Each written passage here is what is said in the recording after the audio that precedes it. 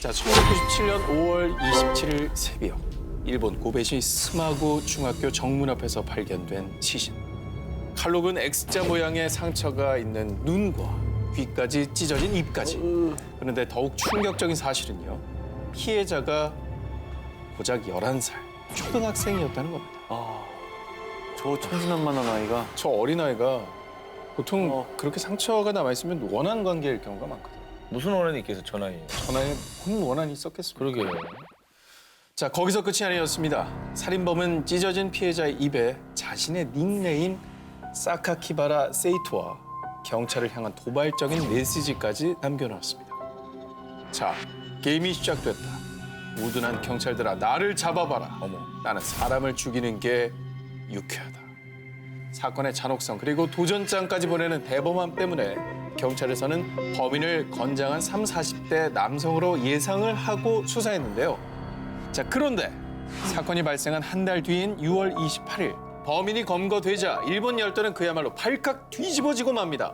그 이유는 범인은 바로 피해자의 시신이 놓여있던 중학교의 평범한 재학생 14살 아즈마 신이치로였기 때문입니다. 뭐야? 자, 그런데 범행 조사 도중에 더욱더 충격적인 사실이 밝혀집니다. 체포 후 순순히 범행을 자백한 아즈마는 원래 교문에 걸어두려고 했는데 이게 자꾸 떨어져서 앞에 두고 온 거예요. 이런 말을 남깁니다. 사이코패스. 뿐만 아니라 취조 도중 추가로 밝혀진 범행들. 2, 3개월 전부터 4명의 초등학생들을 이유 없이 망치로 때리거나 칼로 찔렀고요. 일이야. 심지어는 살인이 이번이 처음이 아니었던 거예요. 와, 뭐지? 뭐 정신적으로 문제가 있는 거 아닙니까? 자, 그런데요. 일본 국민들이 더 격분했던 건 당시 일본의 소년법상 형사처벌 대상 나이가 16세였기 때문에 14세였던 아즈마는 그 어떤 형사처벌도 받지 않았고요. 정신과 치료를 위해 관동의 의료 소년원에 수감이 됐던 겁니다. 그리고 7년 후인 2004년에 퇴소를 했습니다. 자, 그런데 아즈마는 일본 열도를 다시 한번 또 큰 충격에 빠뜨리고 맙니다. 2015년에 피해자와 유족들에게 동의를 구하지도 않고 죄를 고백하고 용서를 구한다며 수기를 출판한 겁니다. 자, 수기를 통해 범죄 당시 잔혹한 행위 묘사와 자신의 살인에 대한 정당성을 줄줄이 늘어놓아 피해자 유족들은 또다시 지울 수 없는 큰 상처를 입고 말았습니다. 하지만 아이러니컬하게도 최근 발행 2주 만에 누적 판매 부수 15만 부, 매출 종합 1위를 차지하기도 했다고 하네요. 다시는 일어나지 말아야 할 살인, 일본판 악마를 모았다였습니다. 자, 충무로를 집어삼킬 실화사건 19 스릴러 편 18위를 공개합니다. 역시 배우님은 달라요. 네.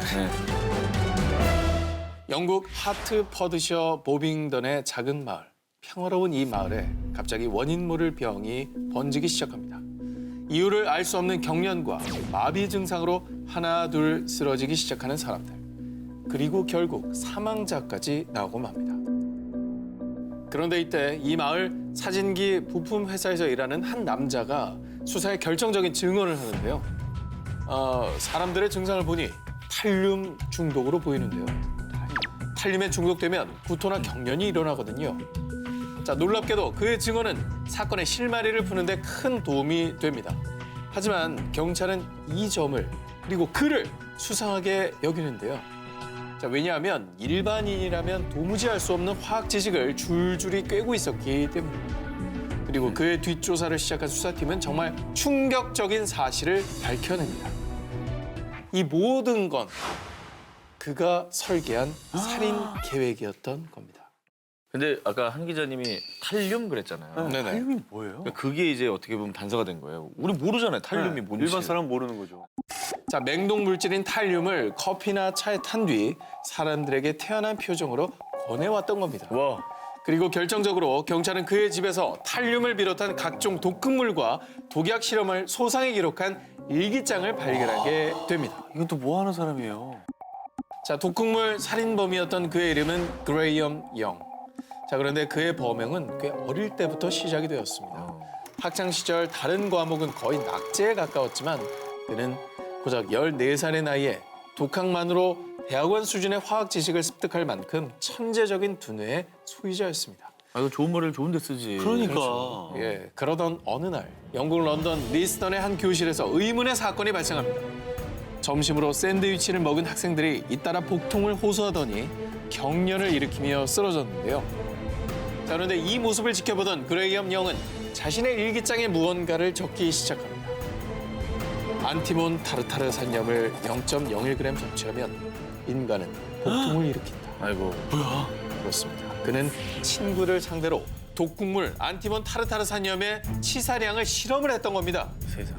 자, 그리고 1962년 15살이 되던 해 그레이엄의 의붓 어머니가 시신으로 발견이 되었는데 아, 이러지 말지. 어머니 또한 그레이엄 영의 독약 실험 대상이었던 겁니다.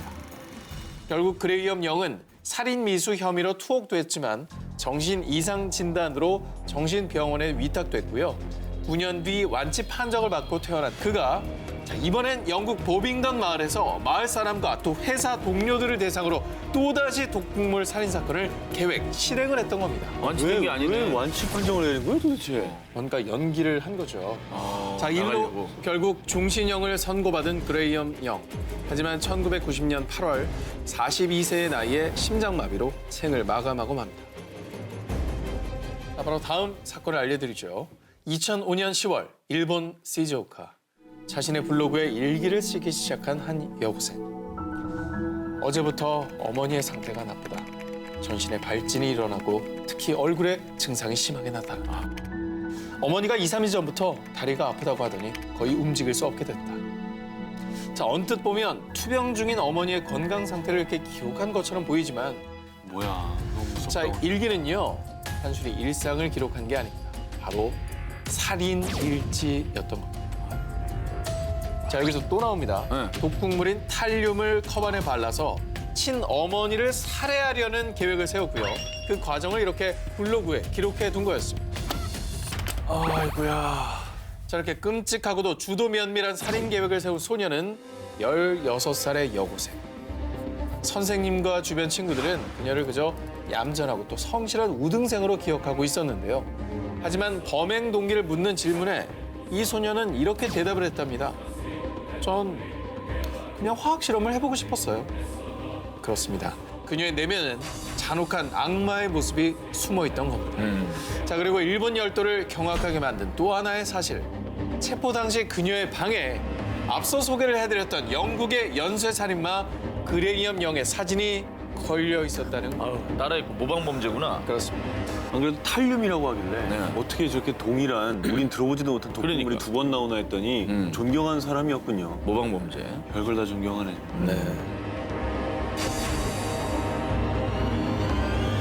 충무로를 집어삼킬 실화 사건 19 스릴러 편 16위 공개합니다. Coming soon.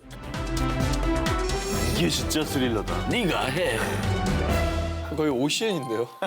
네, 계속 제가 틀고 있어요. 대한민국 넘버원 채널 오시엔.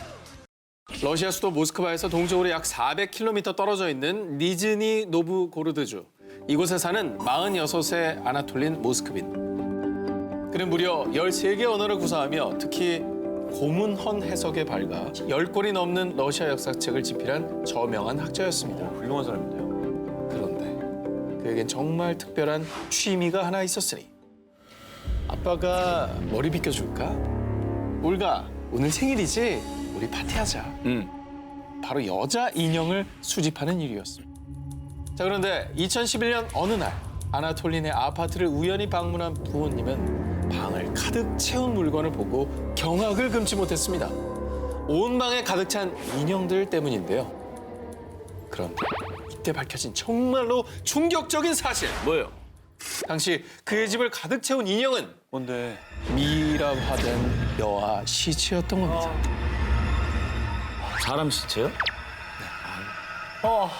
게다가 이 시체들은 무려 29구나 발견이 됐다는 거예요. 어머, 웬일이야. 자, 낮에는 존경받는 역사학자로 또 밤만 되면 추악한 모습으로 사람들의 눈을 피해 매일 밤 동네 공동묘지를 파헤친 그는 그때마다 붕대와 약품을 이용해 미이라처럼 만든 뒤 어머머. 다시 또 여기에 드레스를 입혀서 전시해 놓았던 겁니다. 엽기다. 자, 무려 이 엽기 행각은 10년 동안 지속이 됐고요. 그가 무덤에서 꺼낸 여아 시체만 무려 159. 아니 진짜 상상도 못했어요. 아니 이게 부모들이 생각해요. 이게 네. 말이 되냐고요. 나는 그 가족들이 정말 걱정돼요. 자, 러시아 전역은 물론 전 세계를 충격에 빠뜨린 이 사건. 자, 너무나도 엽기적이어서 그 누구도 선뜻 영화로 제작하지 못해왔던 게 아닐까요? 아, 이게 16이라니까 과연 이어지는 사건들도 얼마나 더 엽기적이고 충격적일지 저는 너무 상상이 안 갑니다. 뒤에 기사를 읽기가 무서울 정도. 진짜로. 진짜 오늘은 그래요. 충무로를 집어삼킬 실화 사건 19 스릴러 편 12위입니다. 아무도 이 소년을 모른다. 상자 속의 소년.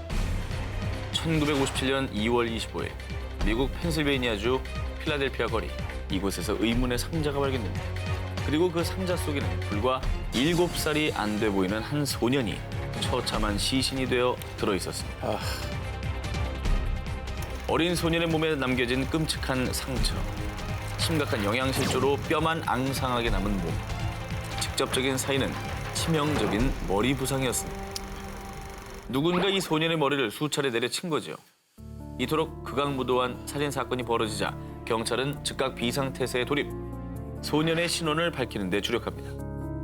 하지만 이 소년을 아는 사람은 아무도 없었습니다. 야, 이것도 뭐지? 그리고 현장에서 발견된 상자와 담요, 또 소년의 것으로 추정되는 모자의 판매처와 제조사까지 추적했지만 단서를 얻는 데는 실패하고 맙니다. 결국 이 사건은 The Boy in the Box, 상자 속의 소년으로 불리며 미 전역에 알려지게 되는데요. 그때 결정적인 증언을 입수하게 됩니다. 자신을 M이라고 밝힌 한 여성, 그녀의 증언은 가히 충격적이었습니다. 그 소년은 우리 엄마가 돈을 주고 산 아이였어요. 그리고 2년 반이라는 시간 동안 그녀의 어머니에게 신체적, 성적인 학대를 받았으며 결국 욕조에서 어머니의 손에 살해됐다는 거였습니다. 재수사를 시작한 경찰. 그녀의 증언과 사건의 정황이 절묘하게 맞아떨어지기 시작을 합니다. 검사 결과 소년의 오른손과 양발이 매우 오랜 시간 물에 노출되었을 거라는 분석이 나온 거였죠. 결국 그녀의 어머니를 용의자로 지목한 경찰은 점차 수사망을 좁혀가기 시작합니다. 그런데 이때 안타까운 사실이 밝혀지고 맙니다.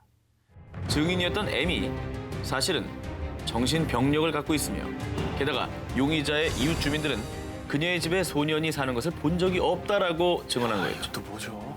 결국 차가운 시신으로 길가에 버려진 이 아이는 끝내 이름조차 밝히지 못하게 됐는데요.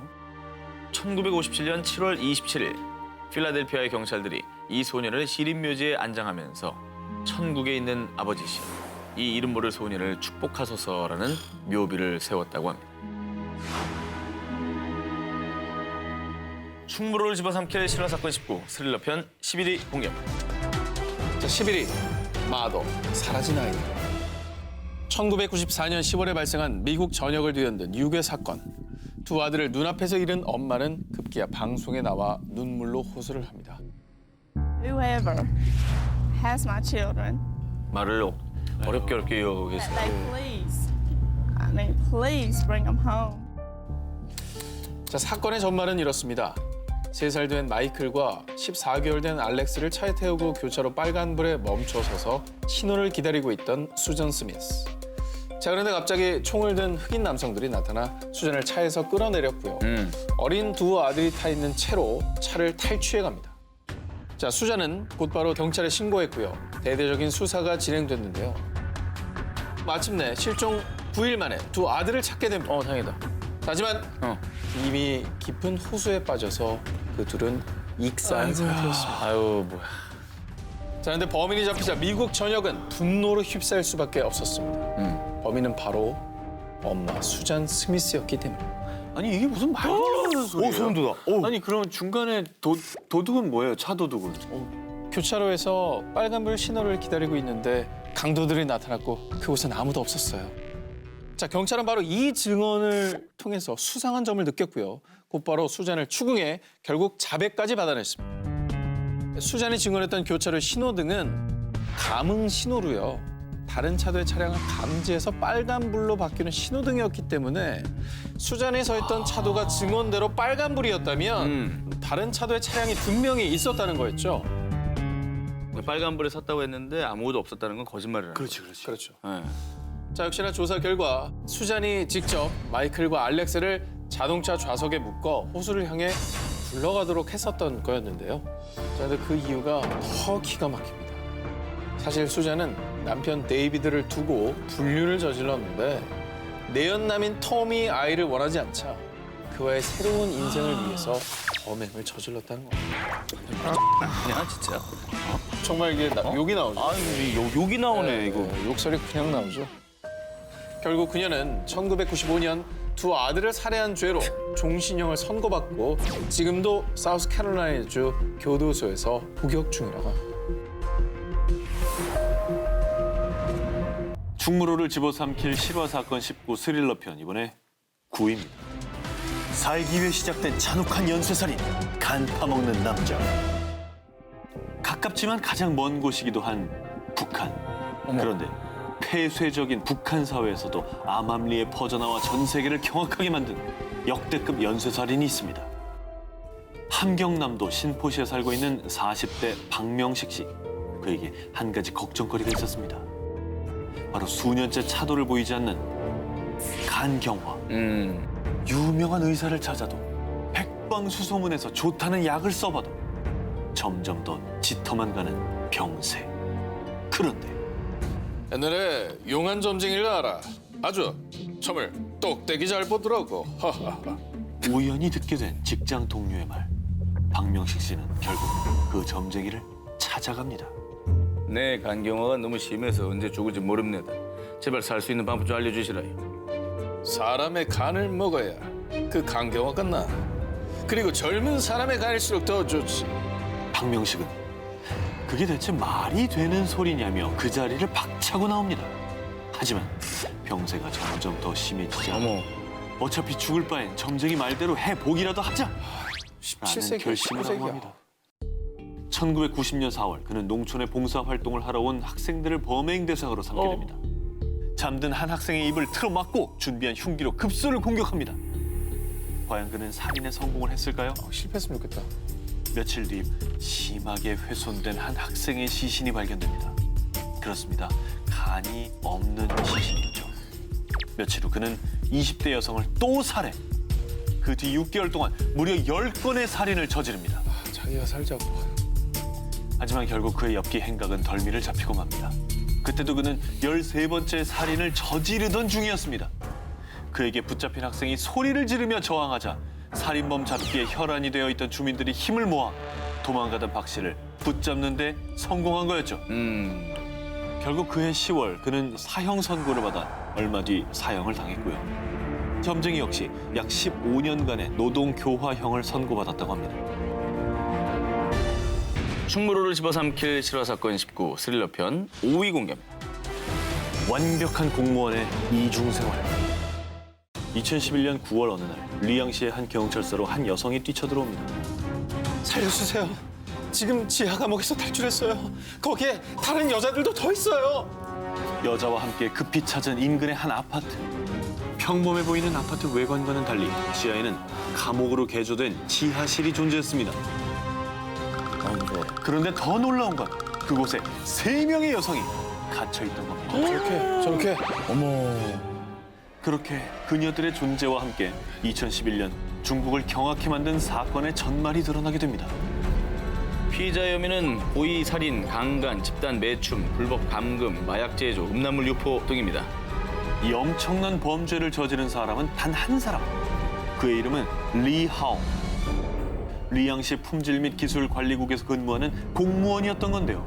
그는 함께 일하는 동료들 사이에서도 늘 평판이 좋았던 인물이었습니다. 그런데 그의 완벽한 모습 뒤에 가려진 엽기 행각들.